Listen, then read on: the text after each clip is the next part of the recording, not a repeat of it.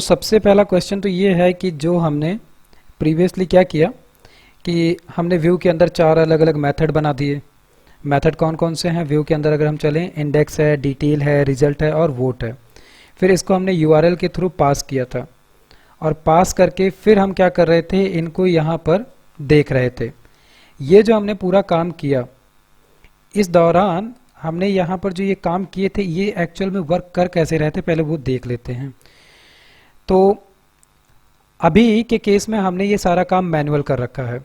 अगर ध्यान दिया जाए तो अगर हम इस यूआरएल पे आते हैं और यहाँ पर आके जैसे हमने यहाँ पर सेट कर रखा है क्या कि अगर कोई इंडेक्स पे है तो उसको कोई दिक्कत नहीं है, वो क्या कर रहा है डायरेक्ट 8000/polls/ कर रहा है, तो उसको जितने भी क्वेश्चन अभी एग्जिस्ट कर रहे हैं वो मिल जा रहा है।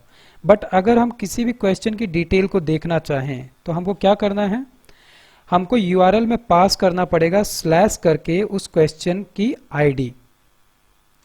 तो मान लो कि हम आते हैं यहाँ यूआरएल पे, डेटाबेस हमारा ओपन है, इसमें से ये चॉइस वाला टेबल हो गया और ये हो गया क्वेश्चन का टेबल। यहाँ पे आईडी 1 पड़ी हुई है, दैट मीन्स कि अगर हम यहाँ पर आके 1 लिखें और स्लैश करके एंटर करें तो हमको पहले क्वेश्चन की आईडी मिलेगी और मैसेज क्या मिला, you are looking at the question 1। ये हमने यहाँ पर दिया हुआ था इसलिए मिला।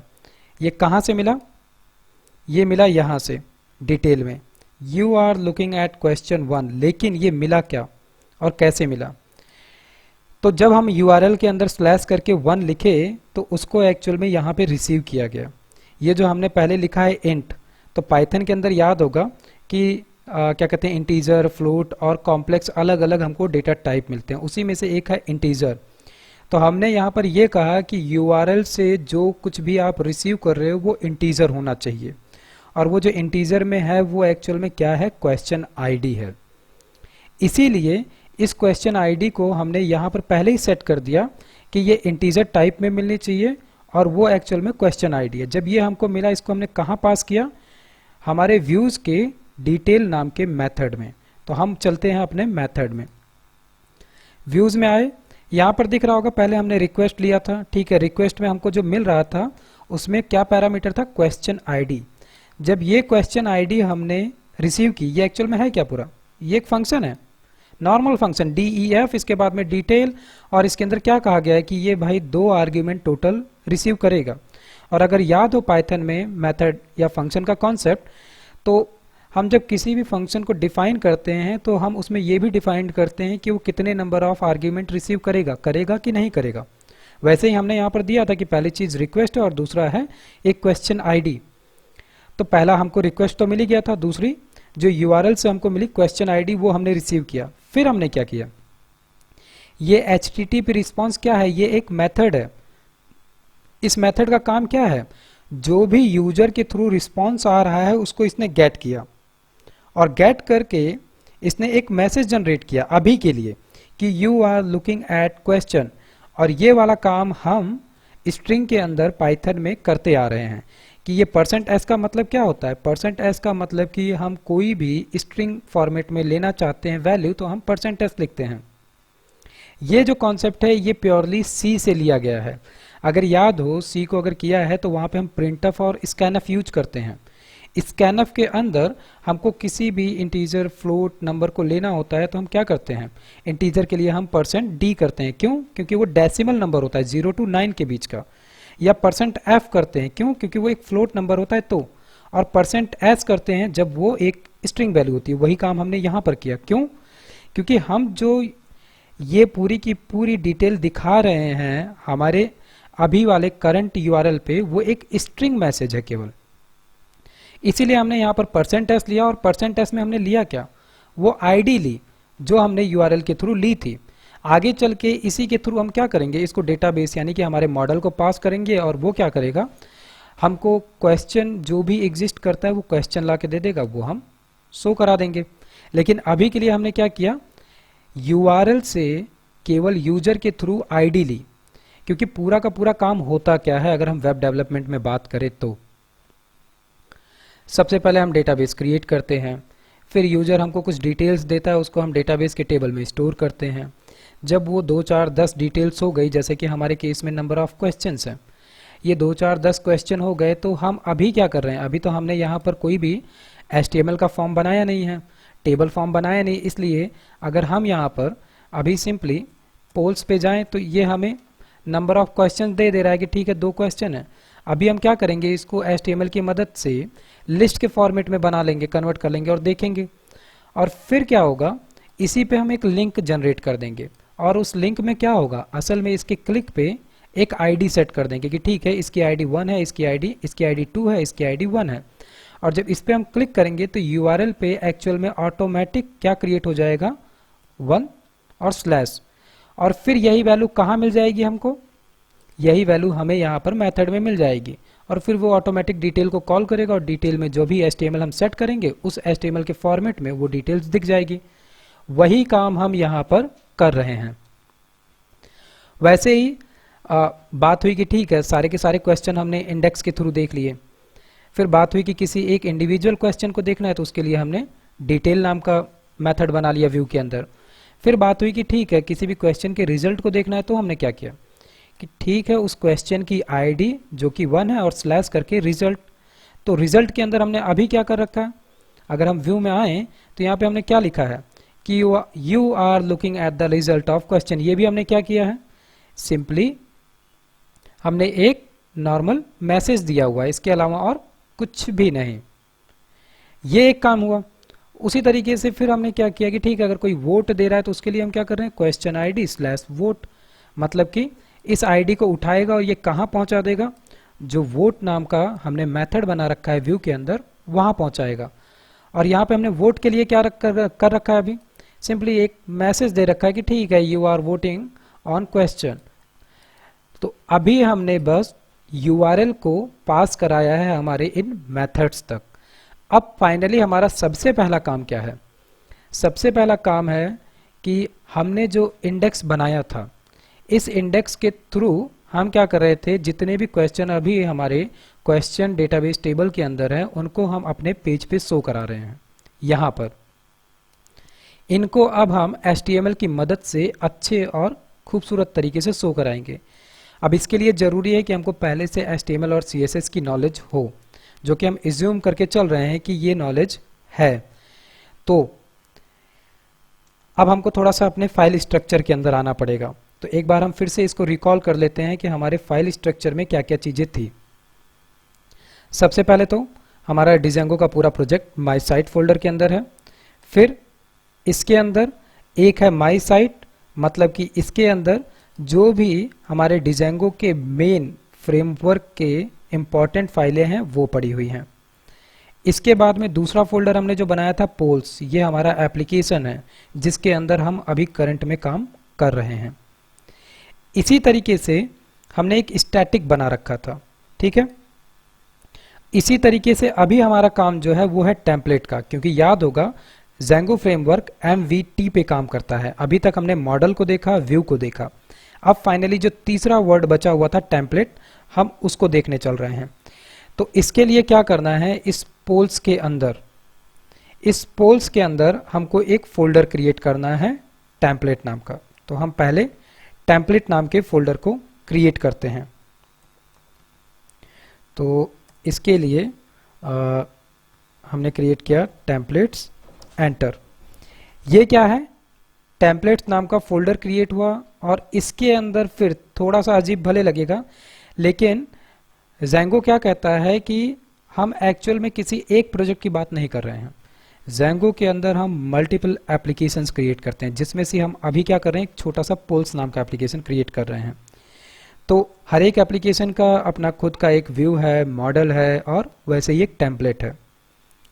तो इस टेम्पलेट फोल्डर के अंदर जो हमने बनाया टेम्पलेट्स, इसके अंदर फिर हमें हमारा जो भी एप्लीकेशन का नाम है उस नाम से एक फोल्डर क्रिएट करना पड़ेगा। जैसे हमारे एप्लीकेशन का नाम है पोल्स, हमने वो क्रिएट किया और फिर इस फोल्डर के अंदर फाइनली हमको क्या क्रिएट करना है, जो भी हम फाइल क्रिएट करना चाहते हैं वो।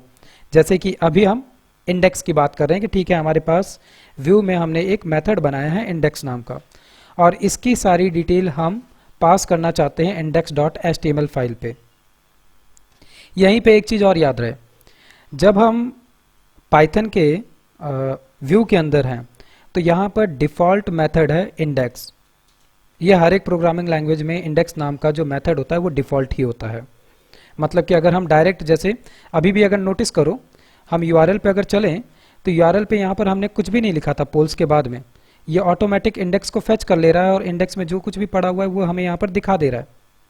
ठीक है, अदरवाइज हो सकता था ना कि ये कभी हमको डिटेल्स दिखा दे, कभी रिजल्ट दिखा दे, लेकिन नहीं, हमेशा इंडेक्स दिखा रहा है। वैसे ही जब हम HTML फाइल की बात करते हैं तो HTML में भी index.html फाइल जो है वो डिफ़ॉल्ट फाइल होती है। तो इसके अंदर हम क्या क्रिएट करेंगे अब, index.html, index.html। ठीक है, तो हमने क्या किया, अब ये जो क्वेश्चन दिमाग में आ रहा होगा कि हमने ऐसा क्यों किया कि पोल्स के अंदर आए, फिर टेम्पलेट्स क्रिएट किया, फिर उसके अंदर पोल्स का फोल्डर क्रिएट किया, फिर उसके अंदर हमने index.html किया। ये करने का सिंपली रीज़न ये था कि ज़ेंगो का जो फ्रेमवर्क है इसका अपना एक सिस्टमेटिक वे है। ये कहता है कि आप मल्टीपल एप्लीकेशंस बना सकते हो। तो अभी जैसे हमारे पास पोल्स नाम का एप्लीकेशन है तो ठीक है, हम टेम्पलेट्स के अंदर डायरेक्ट HTML फोल्डर HTML नाम की फ़ाइल क्रिएट कर दें। लेकिन जैसे ही हम कोई दूसरा एप्लीकेशन क्रिएट कर लेंगे तो ये क्या करेगा, जैसे मान लो पोल्स किया, फिर polls 1 application, polls 2 application, polls 3 application, ऐसे हम अगर मल्टीपल एप्लीकेशन क्रिएट कर रहे हैं तो वहाँ पे कन्फ्यूज़न ये हो जाएगी ज़ेंगो को कि किसके टेम्पलेट की हम बात कर रहे हैं। इसीलिए अभी हम पोल्स नाम का एप्लीकेशन क्रिएट किए हैं, तो वैसे ही हम अगर दूसरा एप्लीकेशन क्रिएट करेंगे यहीं पर, मान लो कि जैसे ये पोल्स था, ऐसे ही अगर हम यहाँ पे पोल्स 1 लिखते हैं तो उसके अंदर भी यही सेम काम करेंगे कि उसके अंदर टेम्पलेट्स फोल्डर क्रिएट करेंगे, फिर उसके अंदर पोल्स 1 फोल्डर क्रिएट करेंगे और फिर उसके अंदर हम कोई भी HTML की फाइल क्रिएट करेंगे। ये ज़ेंगो का स्ट्रक्चर है और इसको हमें फॉलो इसीलिए करना है ताकि हम मल्टीपल एप्लीकेशंस बिना किसी एरर के और प्रॉब्लम के क्रिएट करें। ये चीज़ अभी थोड़ी क्रिटिकल या अजीब लग रही होगी, लेकिन जब हम थोड़ा सा और इन्वॉल्व होंगे ज़ेंगो में तो ये चीज़ें बहुत आराम से समझ में आ जाएगी। तो हम इसमें बहुत ज़्यादा अभी इन्वॉल्व नहीं होते हैं। सबसे पहले हमारा काम तो यही है कि हमने जो index.html फाइल क्रिएट की है इसको अब हमें लिंकअप करना है, क्योंकि अभी हमने क्या किया, केवल हमारी फाइल को क्रिएट किया है। ठीक है, तो HTML index.html जो है इसका हम थोड़ा सा क्या कहते हैं कोड लिख लें। तो HTML लिखा हमने और ठीक है, हमको ये पूरा का पूरा लिखना पड़ेगा। HTML का जो सिंटेक्स है, हम पूरा का पूरा सिंटेक्स यहाँ पर लिख रहे हैं। HTML, इसके अंदर हमें हेड ओपन करना है, हमने हेड ओपन किया और हेड को हम क्लोज कर देते हैं। VS कोड पहले ये काम बहुत आसानी से कर देता था, लेकिन जब से मैंने पाइलेंस एक्सटेंशन इंस्टॉल किया है तब से ये प्रॉब्लम आ रही है। अदरवाइज HTML लिखते ही ये पूरा का पूरा सिस्टम सिंटेक्स जो है ऑटोमेटिक दे दिया करता था, लेकिन ये अभी नहीं दे रहा है। कोई बात नहीं, हम इसको लिखते हैं इंडेक्स पेज। हमने टाइटल दे दिया और टाइटल को हम बंद कर देते हैं। इसी तरीके से यहाँ पर हम एक्चुअल में हम ये पूरा का पूरा कोड जो है यहीं से लिखते हैं और यहाँ पे हम बॉडी को ओपन करते हैं एंड बॉडी को क्लोज भी कर देते हैं। ठीक है, ये हमारे index.html का मतलब कि HTML का ये बेसिक सिंटेक्स है पूरा। इसके अंदर हमें क्या करना है, याद हो तो हमने व्यूज़ में से क्या पास किया था, क्वेश्चन की पूरी लिस्ट पास की थी। ठीक है, इस पूरी की पूरी लिस्ट को हम क्या करना चाहते हैं, रिसीव करना चाहते हैं। और कहाँ रिसीव करना चाहते हैं, HTML में। तो हम ये इज्यूम कर रहे हैं कि ठीक है, ये लेटेस्ट क्वेश्चन जो है ये हम रिसीव कर चुके हैं। अभी हमने किया नहीं है, हम पहले अभी HTML का कोड पहले क्रिएट कर रहे हैं। ठीक है, तो मान लो हमें क्या करना है, इसको एक लिस्ट के फॉर्मेट में क्रिएट करना है। तो हमारे पास मोर देन 1 क्वेश्चन है, तो जाहिर सी बात है इसको हमें क्या करना पड़ेगा, लूप के अंदर रन करना पड़ेगा। और लूप से भी पहले हम पहले ये चेक कर लें कि ये अगर सारे के सारे जो क्वेश्चन लिस्ट हैं ये अगर हमें मिल रहे हैं तभी हम लिस्ट को दिखाएं, अदरवाइज ना दिखाएं। तो इसके लिए हम क्या करते हैं, हमेशा कंडीशन का यूज करते हैं। और कंडीशन में हम क्या कर सकते हैं कि इफ़ लेटेस्ट क्वेश्चन लिस्ट, मतलब कि अगर ये क्वेश्चन लिस्ट हमें मिल रही है तो हम आगे बढ़ेंगे, अदरवाइज नहीं बढ़ेंगे। तो अब हमारा काम क्या है, सबसे पहले कि हम यहाँ पर कुछ करना चाहते हैं, लेकिन ये सही नहीं लग रहा है। हम ऐसा करते हैं, सबसे पहले हम अपने व्यूज़ में क्रिएट करते हैं डिटेल्स, जो हम क्या करेंगे, पास करेंगे कहाँ पर, हमारे index.html के कोड पे। तो अब यहाँ पर थोड़ी सी चीज़ें बदल जाएंगी। जैसा हमने ये काम किया था, ये काम हम ऐसे नहीं करेंगे। मान लो कि हम यहाँ से लेना चाहते हैं लेटेस्ट क्वेश्चन की पूरी लिस्ट को, तो हम इसके नाम को थोड़ा सा चेंज कर देते हैं। लेटेस्ट क्वेश्चन लिस्ट हो गया, और जो हम अभी डिटेल ले रहे थे ये सेम टू सेम लेंगे कि ठीक है, पब्लिकेशन डेट के हिसाब से हम डिटेल ले रहे थे। और लिस्ट का एक स्लाइसिंग का अगर कॉन्सेप्ट याद हो तो हम स्लाइसिंग कर सकते हैं कि ठीक है, स्टार्टिंग चाहे जहाँ से हो रही हो, लेकिन हम केवल 5 क्वेश्चन लेंगे। और जब यहाँ पर मैं 5 लिख रहा हूँ तो हमेशा याद रखो हमारी लिस्ट या स्लाइसिंग जो है वो n-1 तक चलता है, मतलब कि ये 0 से लेके 4 तक के हमको क्वेश्चंस देगा। ठीक है, तो हमने क्या कहा कि ठीक है, लेटेस्ट क्वेश्चन हमको चाहिए और पब्लिकेशन डेट के हिसाब से केवल और केवल 5 क्वेश्चन हमको चाहिए है। ठीक है, इसके बाद में दूसरी चीज़ क्या है, हमको हमारे मेथड के अंदर ये भी बताना पड़ेगा कि ये सारी डिटेल हम किस HTML पेज तक पास करना चाहते हैं।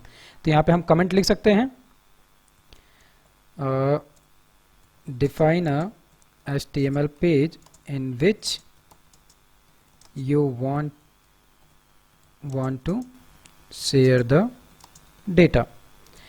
तो इसके लिए हम टेम्पलेट नाम का एक वेरिएबल ले लें।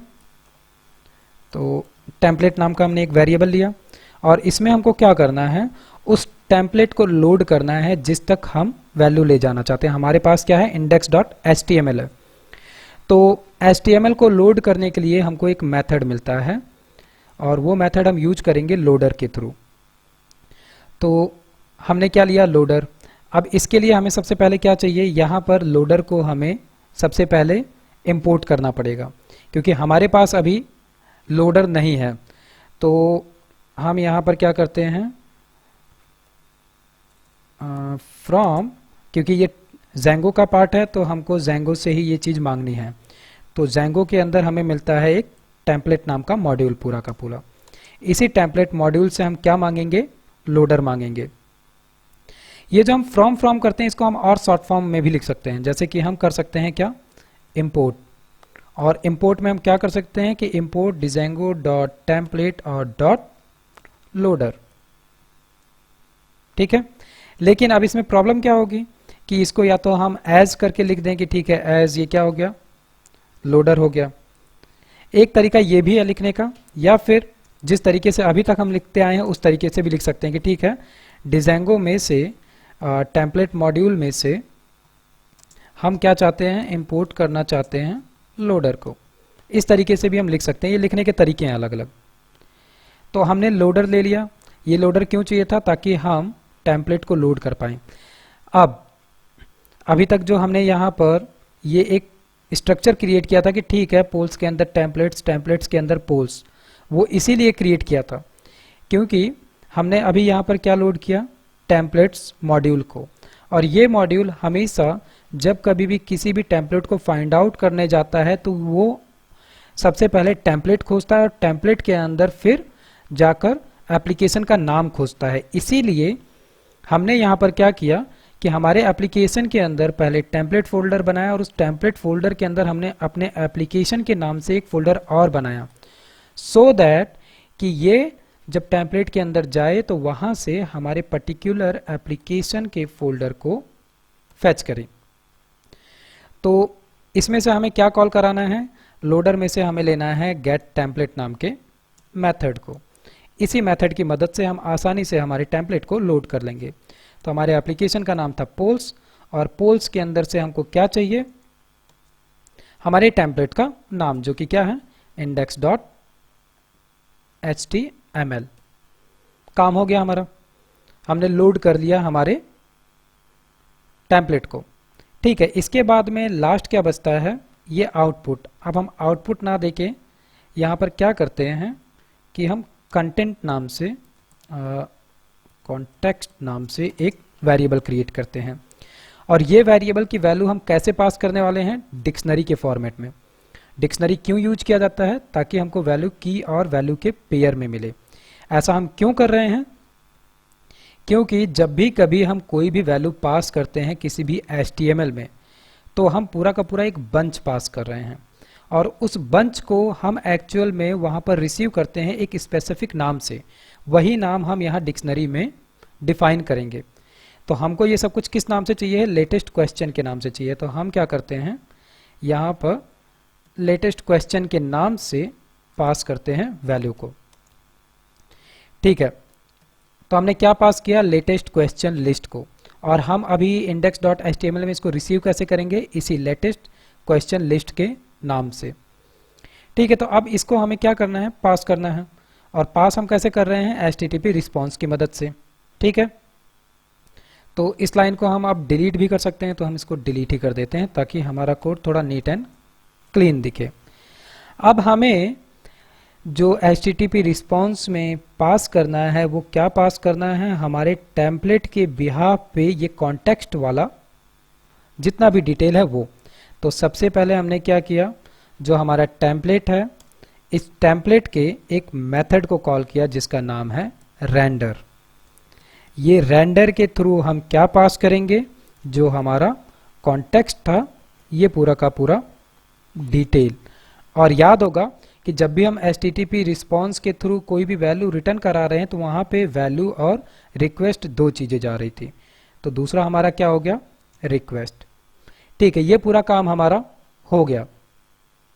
मतलब कि हमने सक्सेसफुली एक टेम्पलेट में index.html फाइल बनाई, उसको हमारे व्यू के साथ कनेक्ट कर दिया, और कनेक्ट करने के बाद में हमने डिक्शनरी के फॉर्मेट में वैल्यू को एक वेरिएबल में स्टोर किया, और उसको हमने HTTP रिस्पॉन्स की मदद से पास कर दिया। और रिटर्न का काम पता ही है कि हम जब कोई भी चीज़ रिटर्न कराते हैं, मतलब कि वो वैल्यू को वहाँ पहुँचा देगा जहाँ पर उसको पहुँचाना है। ठीक है, तो अब दूसरा काम हमारा क्या है? दूसरा काम हमारा ये है कि हम सबसे पहले चल के ये चेक करें कि क्या वाकई में वैल्यू हमको मिली कि नहीं मिली। सो फाइनली हमको इसका रिजल्ट देखना है कि HTML पे इसका रिजल्ट कैसा हमको शो हो रहा है। तो अगर अभी हम इसको रन करने चलें, तो पोल्स करके एंटर अगर करते हैं, तो just a second, might be, हम अगर इसको रन करें,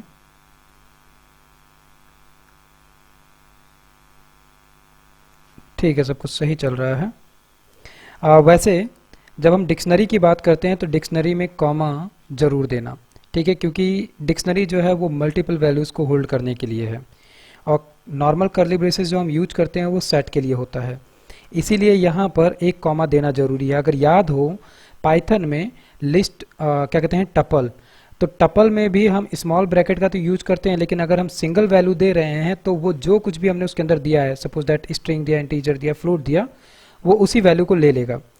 अगर हमें उसे टपल में कन्वर्ट करना है तो कोई भी सिंगल वैल्यू के साथ में कॉमा देना पड़ता है। वैसे ही डिक्शनरी के केस में भी है।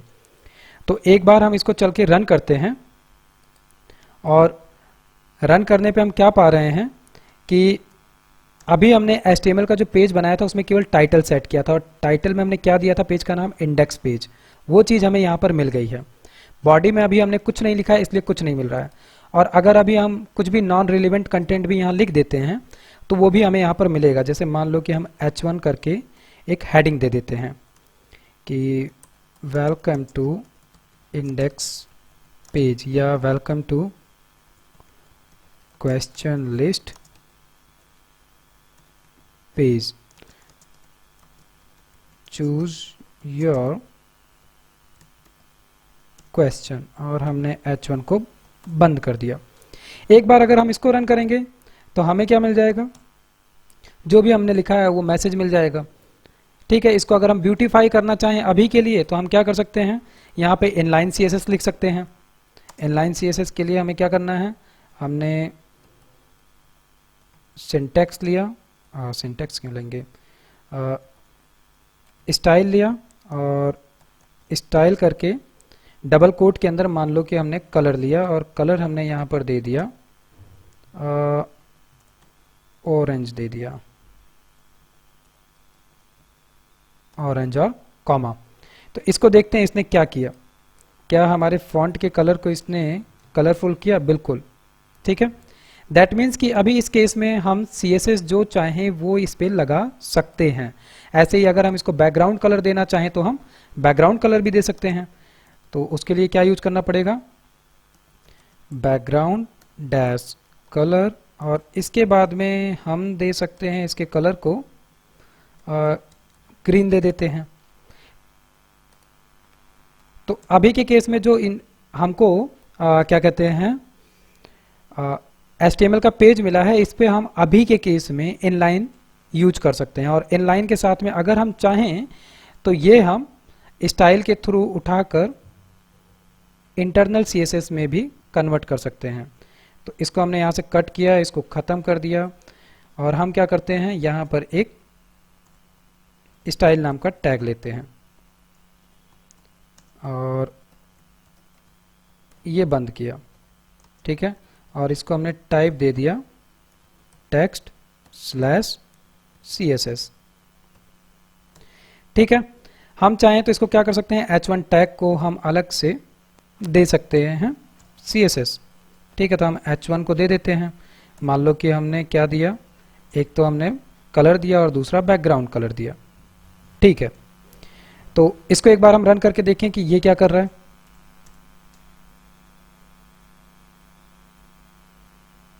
मिल गया, हमने इंटरनल CSS का यूज कर लिया, लेकिन असल में हमारा काम ये नहीं है।